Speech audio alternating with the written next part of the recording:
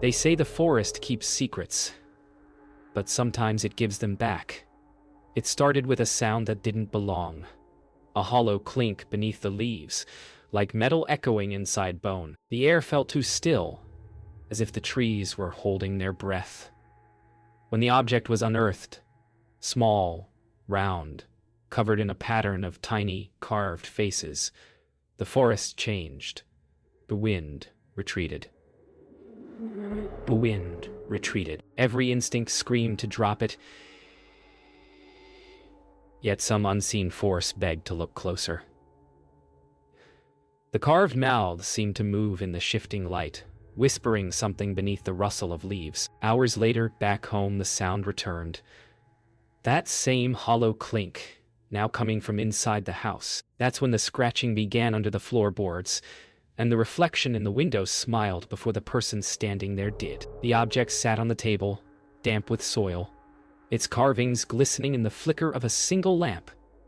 It felt heavier than it looked. Not just in weight, but in presence. The air seemed charged, humming faintly, though no sound could be traced. A smell of rain and metal filled the room, and beneath it, something faintly sweet, like decay hidden under flowers. The scratching under the floorboards grew louder, synchronized with the faint vibration from the object. Every attempt to record it failed. The device froze, time stamped wrong. When the lights dimmed, a shadow passed across the wall, though nothing had moved. Then came the whisper, soft, fragmented, not from outside, but from inside the object. It spoke in a rhythm that almost sounded like breathing. That night, sleep didn't come.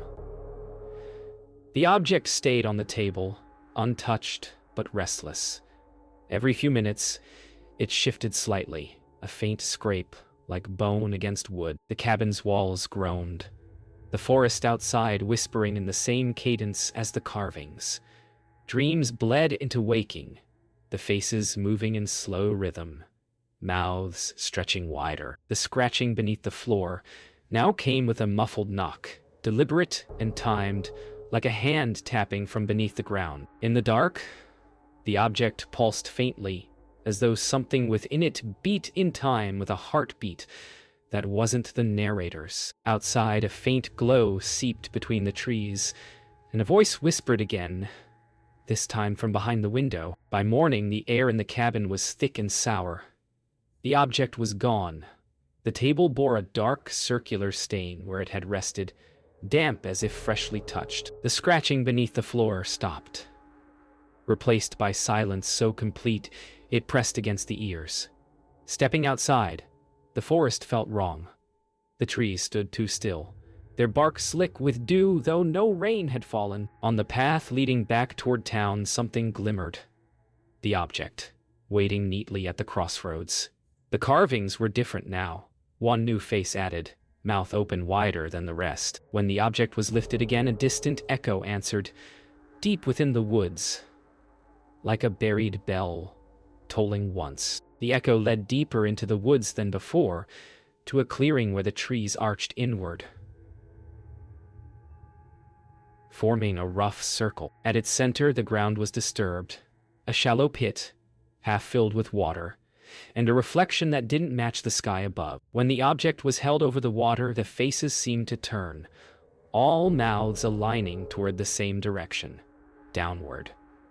The reflection rippled, showing movement beneath the surface, something vast and waiting. The forest began to hum again, soft but growing, the same rhythm as before. And in that vibration came a truth too late to escape. The object wasn't found. It was returned. The hum didn't fade with distance. It followed, threading through the air like a low current beneath every sound.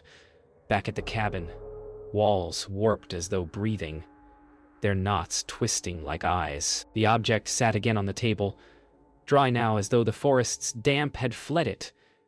A strange pressure filled the air, pulling thought into static. Time slipped. The clock ticked but never advanced. When the object was touched, a surge of warmth bloomed through the palm. Not heat, but pulse. something alive beneath the surface. And through that pulse came glimpses not of memory, but of something watching from the dark behind the reflection. Its rhythm matched the heartbeat until they were indistinguishable. By the second night, the boundaries between the cabin and the forest blurred. Leaves appeared on the floor, despite closed windows, soil scattered near the door. The air carried the scent of moss and decay. Each reflection showed the same image. Not her, but something mimicking her movements a moment too late. When the mirror fogged, a handprint appeared on the inside, pressing outward. The humming rose again, deeper this time, echoing through the floorboards as faint shapes moved beneath them. The object rolled slowly off the table, stopping at her feet, as if drawn to her pulse. Morning light brought no clarity. The forest beyond the window seemed closer, branches pressed almost against the glass. Faint human shapes stood between the trees, still as stone, watching. Each blink revealed more of them, closer every time. The carvings on the object deepened overnight. The faces sharper, their eyes hollowed. A pattern began to form. Each new face mirrored one of the shapes outside, and at the center of the object, the smallest face began to open its mouth wider, showing the outline of teeth. When she turned away, the reflection in the glass didn't. It just stared. Sleep became impossible. The hum grew into a rhythm like slow breathing, synchronized with her pulse. Every sound, the wind, the creak of the cabin, even her own steps, began to fall into the same pattern. She started to feel it in her bones, a resonance that changed her heartbeat's pace. The forest called in whispers now, always from the same direction, beckoning with a voice that sounded almost familiar. When the object was set down outside, the whispers turned to laughter. Faint, but unmistakably human. That was when she realized. The laughter came from beneath the ground. The final moment of clarity arrived with the storm. Thunder cracked, but the echo didn't fade. It repeated, layered beneath the humming. The object now glowed faintly, pulsing in rhythm with the lightning. The forest answered each pulse with a deep, shuddering breath. She realized then the carvings weren't random. They formed a map, each face a direction, each mouth an opening. The last one at the center now gaped wide enough to show motion inside. The air split with a sound like tearing roots. From beneath the soil, something began to surface, drawn by the heartbeat that wasn't hers anymore. The storm had passed, but the forest didn't return to silence. It inhaled. Every leaf and branch seemed drawn toward the pit, trembling with a slow pulse that matched the object's fading glow. The air shimmered as though time itself bent around the clearing. Beneath the soil, the faint sound of breathing persisted, wet and uneven, as if the earth itself strained to exhale. Each step toward the pit deepened the vibration, making the ribs ache, the vision blur. When she reached the edge, the soil caved slightly, exposing something smooth and pale beneath. A surface that quivered like living flesh. The object in her hand turned cold. The carvings shifted again, the mouths closing one by one until only the center remained open, whispering in a language older than fear. When dawn broke, it brought no warmth. The pit no longer gaped, it breathed. Slow expansions of soil rose and fell as if something enormous slept just beneath. She tried to leave, but the forest had changed its shape. Every path led back to the clearing. The object pulsed once more in her grip, drawing blood from her palm, where the carvings had sharpened into fine edges. Each drop sank into the earth, absorbed instantly. A sound followed, low, rhythmic thuds echoing from the pit, like the start of a heartbeat syncing with her own. The air vibrated in tandem, and with every beat, the surrounding trees leaned inward, bending closer as though listening to the same pulse. Voices rose from below, soft at first, like murmurs through water. Then they grew clearer, distinct tones overlapping, all whispering her name. The forest held its breath again, suspended in that moment between reality and dream. When she looked down, shapes began to form in the earth. Outlines of faces pressed against the surface, their mouths opening in silent unison. Her reflection in their slick skin stared back, eyes hollow, mouth trembling. The object rolled from her palm and landed among them. As it touched the soil, every mouth opened wider. The whisper became a scream that never broke the air. Sound swallowed whole by the living ground. And then everything went still. When her eyes opened again, the world was silent. Too silent. The air felt heavy, colors muted as if drained. The cabin was there once more, impossibly, though she had never walked back. The object lay on the table again, spotless, cold, and still. The carvings had changed yet again. Now only one face remained. It looked almost human, its expression eerily familiar. The reflection in the window was back, smiling faintly, moving just out of sync. When she turned, no one stood behind her. But in the reflection, her double lifted the object, whispering a single word she could not hear. The reflection's mouth didn't match the shape of her own. It spoke something else. That night, the object began to hum again. Soft, steady, familiar. She realized it wasn't the forest's sound at all. It was her. Every breath carried the same vibration, every heartbeat echoing that ancient rhythm. Outside, the trees bent in time with it, leaves trembling to her pulse. When she looked back at the reflection, it no longer mirrored her. It led her, moving first, smiling wider. The object rolled from the table, stopping at her feet. She knelt, hesitated, then picked it up once more.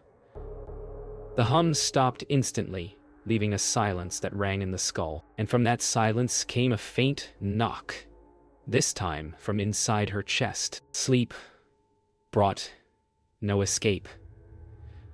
When her eyes closed, the reflection spoke in her voice, whispering secrets she didn't know. It told her what was buried beneath the pit, what the carvings meant, each a mark of someone who had found it before her, each lost to the same pulse. She woke to the sound of breathing that wasn't hers, slow and close, behind her ear. The air turned icy, yet the walls seemed to sweat. The reflection was gone from the window now, but the glass still shimmered faintly, as though something pressed against it from the other side.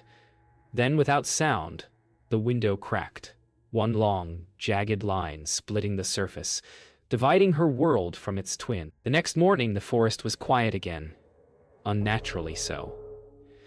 No birds, no insects, not even the whisper of leaves.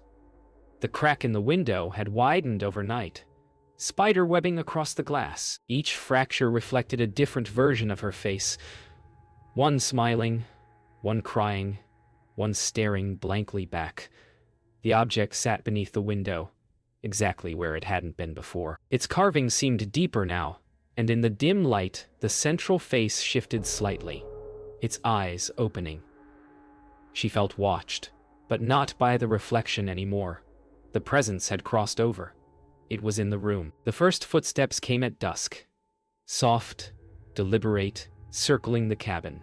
She froze, listening as they traced slow arcs around the walls, pausing every few seconds as though deciding where to enter. The reflection returned in the cracked glass, no longer fractured but whole, and it smiled again. When she whispered, "Who's there?" the reflection's mouth didn't move, but the answer came from the door behind her. A single knock, hollow and sharp. The object trembled on the table, vibrating until it fell to the floor. The knock came again, this time from the mirror. The air smelled of wet earth. When she finally opened the door, there was no one, only mist rolling along the ground, thick as breath.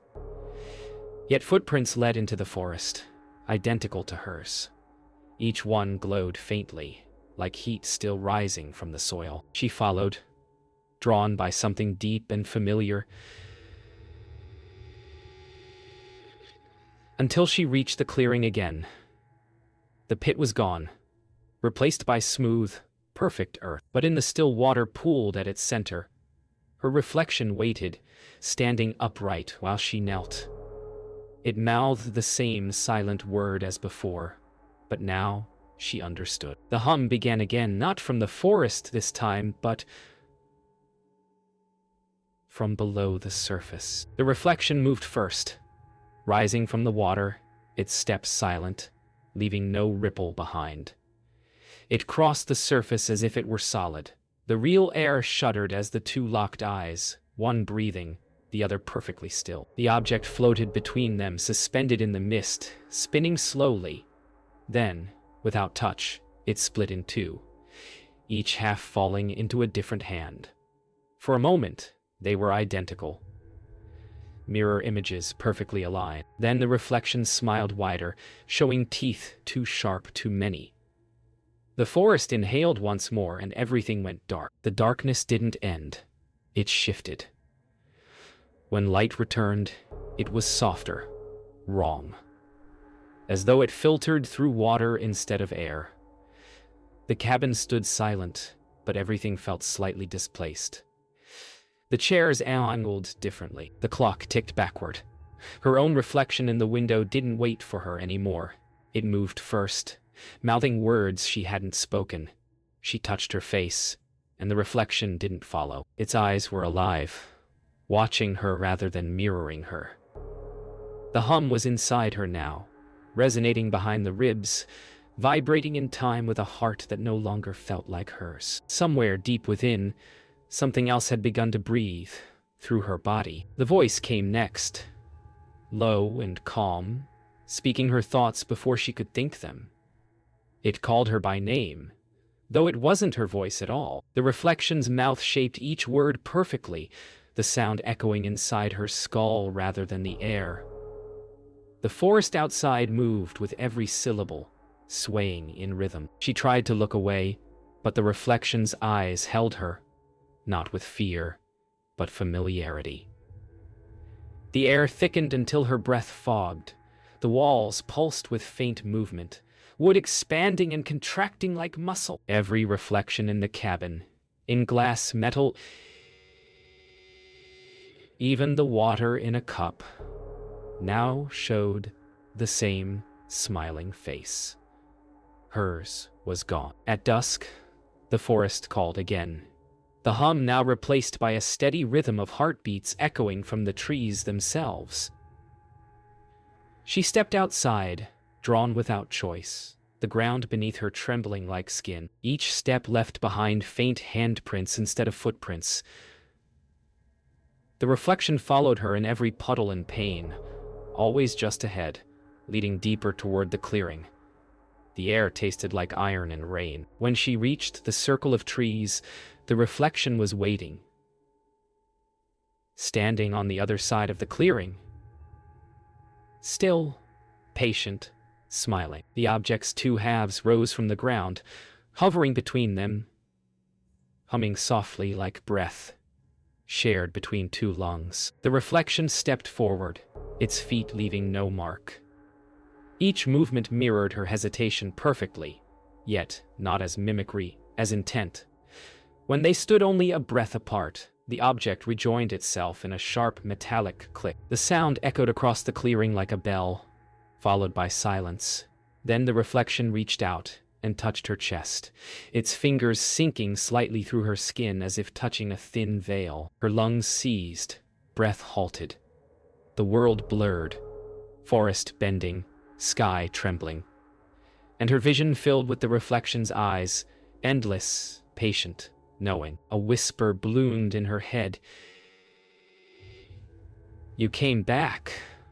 Then she was pulled inward. When she opened her eyes, she was standing where the reflection had been. The clearing was empty. The air was still. The object lay half buried in the dirt once more, silent and dull. She walked back to the cabin, though her steps made no sound. Inside, everything was just as before. But the reflection in the window smiled when she didn't. Its breath fogged the glass while hers left nothing. The hum had stopped entirely. Then, the reflection's hand pressed gently against the other side of the glass. The print appeared on her side, warm and wet. The forest exhaled, and the lights went out. The cabin no longer felt hers. Everything was identical. Every creak, every scent. Yet distant, unfamiliar, like a memory retold by someone else. The reflection in the window followed her perfectly now. But the longer she watched, the more she noticed small differences. A blink too slow, a smile too sure, eyes that glimmered with something old. The hum hadn't returned, but silence carried its own weight. When she spoke, her voice echoed wrong. Deeper, resonant, hollow, like the sound came from a tunnel behind her ribs. The reflection tilted its head, curious, and whispered something she didn't hear aloud. But she understood it. You were the reflection now. She walked through the forest, retracing the same paths she thought she'd taken before, but the trees were older now. Thicker, gnarled, roots exposed like veins. There were signs of habitation long abandoned, pieces of wood carved with faces identical to those on the object, half buried and decayed. When she touched one, it crumbled to dust. But the faint echo of a voice lingered. Every reflection she found, in puddles, glass, even her own shadow, stared back with intelligence, waiting. The truth pressed in. She wasn't moving through the forest anymore. The forest was moving around her, reshaping itself in her image. By nightfall, the cabin called her back. The door stood open, swinging slowly as if breathing. Inside, everything was duplicated. 2 tables, 2 lamps, 2 chairs, each positioned beside its twin. But only one side cast shadows. The other remained untouched by light. Her reflection stood in that darker half, moving with flawless intent, raising its hand as she did. When their palms aligned at the invisible divide, her fingertips met solid surface.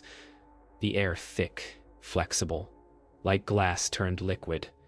She pressed harder, and her reflection smiled with genuine warmth. Then it stepped forward.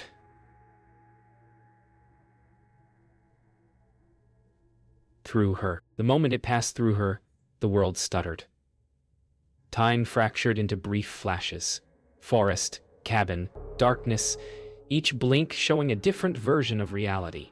In some, she was outside watching herself from the trees. In others, she saw the reflection living, breathing, walking in her stead. Each image felt too real, overlapping until they became one, until she couldn't tell which side of the glass she stood on anymore. When the motion ceased, the reflection sat calmly at the table, eating from her plate, eyes calm, face serene. She watched from the other side, unseen, unheard, the world blurring like frost between panes. Days, or something like days, passed. The reflection lived her life perfectly, walking her paths, touching her things, smiling her smile. She watched from beyond the glass, fading with each passing hour, her form less human, more silhouette. The forest obeyed the reflection now. Its branches bowed, the air still. When the object appeared once more on the table, whole and gleaming, the reflection turned toward it and spoke softly. Though no sound carried through, she understood the final command. Stay. Then, for the first time, the reflection looked truly alive. And she, finally, was gone. The forest grew silent again, not with peace, but with expectation. The cabin stood empty, dustless, as though untouched by time. The metallic object rested on the table, glimmering faintly in the half-light, its carvings once more complete. The last face had closed its mouth. Outside, wind whispered through dead leaves, carrying the faint hum of memory. Somewhere between the trees, footsteps crunched the frost. Hesitant, curious. A new voice called softly, breaking the stillness. Hello? Is someone there? The hum deepened in response, steady and alive. The forest stirred. The carvings began to open again. One mouth at a time, he entered the cabin slowly, boots echoing against the wooden floor. Everything was strangely perfect, as if frozen mid-moment. A meal half set, a cup of cold tea, a single candle long melted into glass. The object drew his gaze instantly, its pattern hypnotic in the dim light. It seemed to vibrate faintly when he stepped closer. The silence pressed harder with every second. The air felt thick, almost wet. He reached out, fingertips trembling just above the surface. The hum rose gently, like a held breath waiting to be released. The reflection in the window behind him smiled, not his own. When his fingers brushed the metal, a warmth spread through his palm, pulsing faintly like a heartbeat. The carvings moved, mouths shifting silently. A faint sound echoed, not from the cabin but from deep beneath the floor, rhythmic, hollow. He froze, eyes darting toward the sound. The hum swelled, filling his chest, vibrating his bones. Outside, the forest reacted, branches shaking though there was no wind, soil trembling in slow rhythm. The reflection in the window leaned closer, whispering something only the glass could hear. His name. It whispered his name. The object rolled suddenly, spinning in place before stopping with its central carving facing him. A single drop of condensation slid down its surface, though the air was dry. He lifted it carefully, drawn by some silent urge he didn't understand. The humming now matched his pulse perfectly. When he turned toward the window, the reflection smiled wider, lifting its hand in perfect synchrony, until the last second, when it waved instead. The breath caught in his throat. The reflection's hand pressed to the glass, and the surface pulsed outward like soft skin. The hum deepened into a heartbeat not his own. The glass burst silently, not shattered, but opened. Mist poured inward, cold and heavy, smelling of wet earth. The reflection stepped through, eyes bright, face serene, moving with purpose. He stumbled back, the object slipping from his grasp and landing with a hollow thud. The reflection picked it up gently and turned toward him, smiling the way someone smiles when they recognize an old friend. "You came back," it whispered, in the voice of the one who had vanished before. The hum returned, surrounding them both, pulsing through the forest once more. Outside, the wind began to breathe again. The forest had found its next keeper.